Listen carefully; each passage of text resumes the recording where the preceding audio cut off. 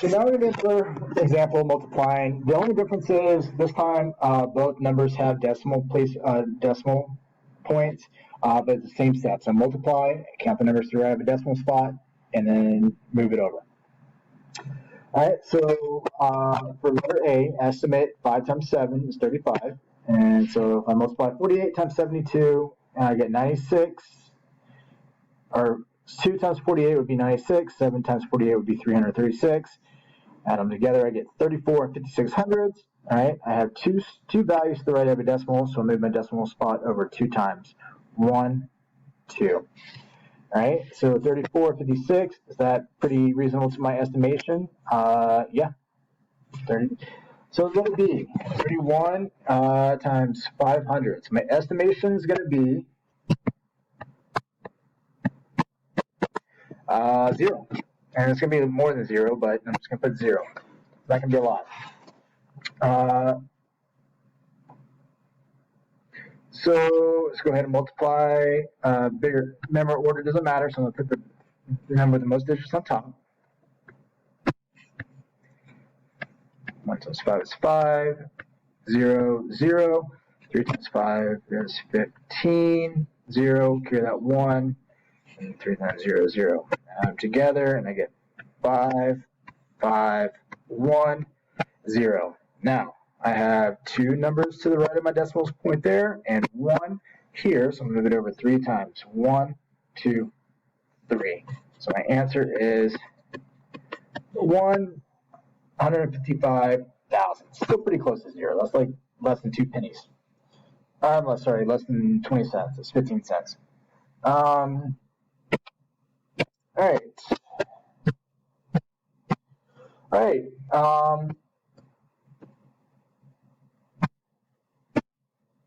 No, I had a little mistake there. So go ahead, do the extra examples, and resume the video. You're ready to go to answers. All right, letter A. 1 and 3 tenths times 3 and 5 tenths.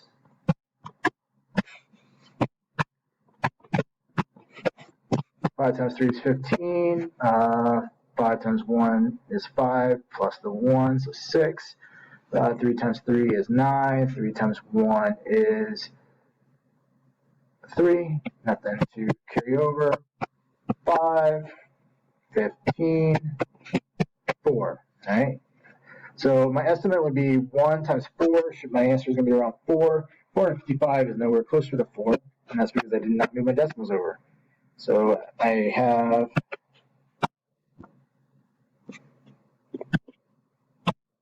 one spot here, one spot there.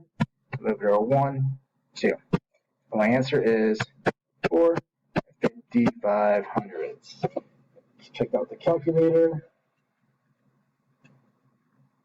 Yep. All right, letter B.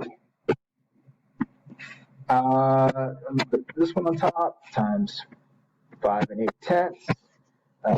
8 times 2 is 16. 8, so carry the 1. 0, 1, 0. 5 times 2 is 10.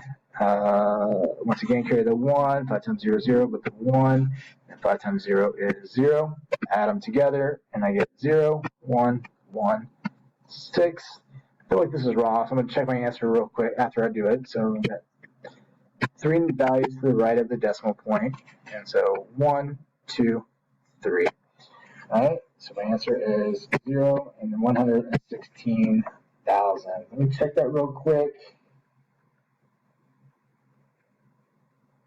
Oh, I got it. I thought I missed a step. All right, so go ahead and do the on your own.